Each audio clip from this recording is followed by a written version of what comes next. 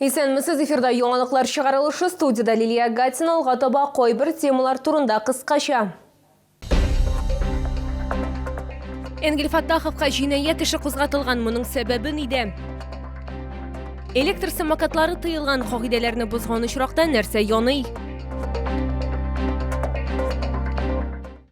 Республиканың элекеге мәгариф һәм фән министры Актаныш районының элекеге башлыгы Энгель Фаттаховка җинаять эше кузгатылган. Ул ришвәт алуда шикләнә. Минзәлә район судында Энгель Фаттаховка карата сок чарасын билгеләү буенча утырыш узды. Ул үз гаебен таныймы һәм аны нәрсәдә гаеплиләр? Бу хакта алдагы минутларда сөйләрбез. Энгель Фаттахов суд утырышы залында үзен тыныч тотты, аз сүзле булды һәм үз гаебен танымады. Взятки не брал и никому не давал. Я 20 лет отдал силу для развития района. Для себя ничего не оформлял и приватизировал. У меня есть один дом и моя родная деревня. И все. Ул айрыша зур күләмдә ришвәт алуда шикләнелә. Бу мадда буенча каралган иң зур җәза 15 елга кадәр иректән мәхрүм итүне күздә тота. Следствием установлено, что в период времени с 1 марта 2018 года по 1 сентября 2020 года Фаттахов, являясь главой Актанашского района, находясь на территории Актанашского района, получил от представителя ООО ПСК «Спецстрой» указанную взятку в виде иного имущества и оказания услуг в особо крупном размере за общее покровительство. Тикшеру версиясе буенча Энгель Фаттахов төзелеш фирмасы вәкилләреннән Актаныштагы үз йортын реставрацияләү рәвешендә 21 миллион сумнан артык акча алган. Моның урынына ул фирмага районда объектларны ремонтлау эшләрен башкаруга подряд имзалауда ярдәм итә. Тикшерүче шикләнүчене сак астына алу рәвешендә сак чарасы сайлау турында үтенеч белән мөрәҗәгать итә. Аның сүзләренчә, ир-ат аеруча авыр җинаять кылуда шикләнелә. Ул дәлилләрне юк итә ала. Свидетель по данному уголовному делу проживает в селе Актаныш. Мы считаем, что, находясь на свободе, подозреваемый может оказать давление на свидетеля, скрыться от следствия, а также иным образом воспрепятствовать расследованию данного уголовного дела. В связи с этим мы просим ходатайство следователя по особо важным делам удовлетворить. Шикләнүченең адвокаты судтан и ареста яки залог сорады. Ул аңлатканча, Энгель Фаттахов җәмгыять өчен куркыныч тудырмый, әмма суд шикләнүчегә 2 ай сак астына утыру рәвешендә сак чарасы сайлаган. Ул СИЗОда 2024 елның 21 июленә кадәр булачак. Лилия Гатина, Эльмира Гайнетдинова, Кирилл Хабзей, яңалыклар.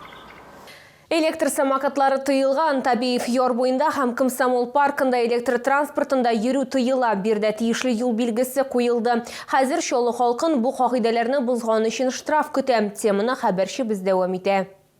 Электр самокатларын тыю бизнеска зыян китерде дип зарлана Артур Захиров. Әгәр элек пляжга килүчеләр шәхси мобильлек чарасын арендага ала алсалар, хәзер аларга пульт белән идарә ителүче балалар машиналары гына тәкъдим ителә ала.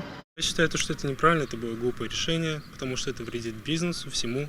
Люди хотят кататься. Люди расстроились, мы вообще разочаровались. Приходится все продавать, несем большие убытки. Электр транспортын арендага биргәндә һәр вакыт инструктаж үткәрелде. Онда куркынычсызлыкка һәм тизлеккә аерым игътибар бирелде дип уртаклашты прокат хезмәткәрләре. Про случай аварийности слышал в интернете, при мне не было случаев. Насчет запрета, точно не знаю. Много людей спрашивают самокаты, каждый день причем, хотят кататься. Шуңа да карамастан күп кенә чаллар шәхси мобильлек чараларын тыю белән килешә. Алар электр транспорты йөрмәсә, бирдә йөрү күпкә куркынычсызрак булыр дип уйлый. Я думаю, что они мешают везде, если еще не проникло в культуру пользования этим видом транспорта. Ровно так же, как в свое время, наверное, велосипедисты мешали тем, которые на конях передвигались, да, на конях. Так и здесь, пока не проникнет вот это понимание пользования транспортом, да, так и будут проблемы. Для зон, где разрешено движение велосипедов, самокатов, в принципе, с ограничением скорости вполне себе удобный вид транспорта для перемещения, поэтому не вижу этого никаких проблем. Главное, чтобы это было регламентировано. Нужна осторожность, чтобы кататься, например, потому что, по-моему, много аварийных ситуаций здесь было, на электрических, потому что быстро гоняют и так далее. Ләкин хукук бузучылар барыбер калган, күпләп тоюга игътибар итми һәм яр буенда әле дә электр транспорты кулланган шәһәрдәшләр бар. Дәүләт автоинспекциясе хәбәр иткәнчә, шуларны таләпне үтәмәгән өчен 800 сум күләмендә штраф көтәчәк, исерек хәлдә йөргән өчен 1500 сум штраф каралган. Лилия Гатина, Яна Вальдзу, Тимур Сафронов, яңалыклар.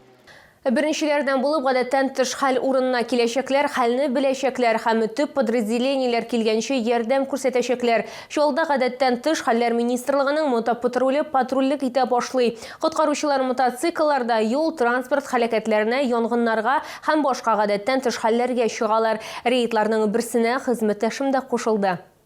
Эш көне әле башланды гына. 55-нче янгын коткару частендә 2 мотоцикл бар. Һәрберсенә үз командиры беркетелгән. Мотокоткаручыларның эш үзенчәлеге бераз аерыла. Беренчедән машина йөртү таныклыгының кирәкле категориясе булуы, икенчедән янгыннарны сүндерү һәм гадәттән тыш хәлләрне бетерү буенча аттестация әзерлеге булу шарт. В случае, если они во время патрулирования заметят дорожно-транспортное происшествие, либо возгорание, то есть они выезжают первым туда и уже сообщают, например, сюда телефонисту, который может выслать уже караул на тушение пожара, если он, например, уже какой-то развившийся. Если у нас по нашему району выезда время реагирования в самую дальнюю точку там около 6-7 минут, мотоциклы туда за 3-4 могут доехать.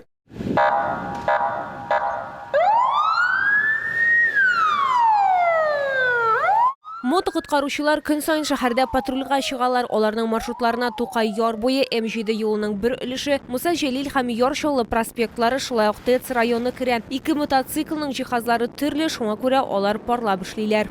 В этом ящике находятся у нас аптечки, все, что нам нужно, полотно, конусы, пожарные краги. В случае пожара мы сразу одеваем их. Это у нас конусы для ограждения ДТП. Адель Мөхәммәтгалиев инде 5 ел янгын күзәтчелегендә, соңгы 2 елда мотокоткаручы булып эшли. Ул мотоциклларны ярата, шуңа күрә 2 тәгәрмәчле транспортка күчәргә карар итә. Янгын сүндерүче булырга бала чактан ук хыяллана. Кешеләргә ярдәм итү теләге зур була. Риски они всегда есть в каждой работе. Сложность это когда очень много пострадавших, это совладеть своими эмоциями. Вот также и физическая сила нужна. Мы проводим аварийно-спасательные работы, то есть деблокирование пострадавших. Вот, также работаем гидравлическим инструментом. Можем оказать первую доврачебную помощь, то есть это наложить жгут, перевязать. Аларның ярдәме бәяләп бетергесез, бигрәк тә транспорт һәлакәте күп булган вакытта. Мотоцикл коткаручылар тиз арада вакыйга урынына килеп җитәләр. Алар үзләре белән кирәкле әйберләр дә алып бара. Махсус кайчылар, янгын сүндерү җайланмалары, зыян күрүчеләрне каплау өчен махсус япма һәм башка күп нәрсәләр. Бу эштә тәҗрибә дә зур роль уйный ди. Алар хәлне бәяләү генә түгел, төп оператив хезмәтләр юлда булганда ярдәм күрсәтеп өлгерү дә кирәк. Лилия Гатина, Елена Камалова, Кирилл Хабзей, яңалыклар. Шолда Корбан бәйрәменә әзерлек башланды. Быел мөселманнар өчен төп бәйрәмнәрнең берсе 16 июньгә туры килә. Корбанлыкка чалуга ветеринария таныклыгы булган хайваннар гына рөхсәт ителәчәк. Хәзер белгечләр тикшерү өчен сарыклардан кан ала. Куркыныч авырулар булу-булмавын тикшерәчәкләр. Тулырак халдагы минутларда сөйләрбез. Рауль Зарипов сарыклар үрчетү белән 10 елдан артык шөгыльләнә. Хәзер аның хуҗалыгында 200 баш артык йорт хайваны исәпләнә. Ир-ат әйтүенчә, аларны җентекләп карыйлар, бигрәк тә аларның туклануына зур игътибар бирелә. Сарыкларны әзерлибез, алдан алып кайтып ашатабыз. Арпа, солы, печән сатып алып. Сарыклар в общем безнең әйбәт була. Җылда халык довольны китә. Беренче генә җил түгел. Бу Корбан бәйрәменә Рауль Закиров 70 сарык әзерли. Аларның һәрберсе тикшерү узачак. Ветеринарлар кан ала. Һәр пробиркага индивидуаль номер бирелә, хайваннарның мәгълүматлары озата баручы документларга кертелә. Лабораториядә канны бруцеллез булу-булмавына тикшерәләр. Бу терлекләр өчен генә түгел, сарыклар, сыерлар өчен дә куркыныч җигышлы авыру. Ул малдан малга күчә торган шир. Кеше бу итне пешереп бетмәгән итне ашаса, кеше может заражаться итәргә. Аннан соң сөтен кайнатмыйча эчкән вакытта күчәргә может. Ләкин бу хайван зарарланган очракта гына. Ветеринарлар мәгълүматлары буенча Татарстан Республикасында бруцеллезның 3 очрагы теркәлгән. Бу Яңа Чишмә, Әтнә һәм Сорман районнарында. Шәригать кануннары буенча Корбан бәйрәменә корбанлыкка чалучы бары тик сәламәт хайваннар гына рөхсәт ителә. Лилия Гатина, Эльмира Гайнетдинова, Кирилл Хабзей, Яңалыклар. Бу сезгә җиткерәсе соңгы мәгълүматы без иде. Мин Лилия Гатина, сезнең белән сау булышам, исән имин булыгыз.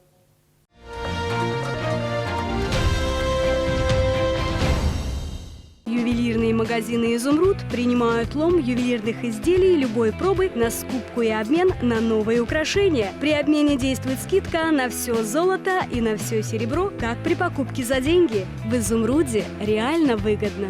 Требуется слесарь-сантехник, зарплата 50 тысяч, график работы 5 через 2, вахта, бесплатный завтрак. Объем работы небольшой, рассмотрим пенсионеров. Телефон 8 917 926 0630.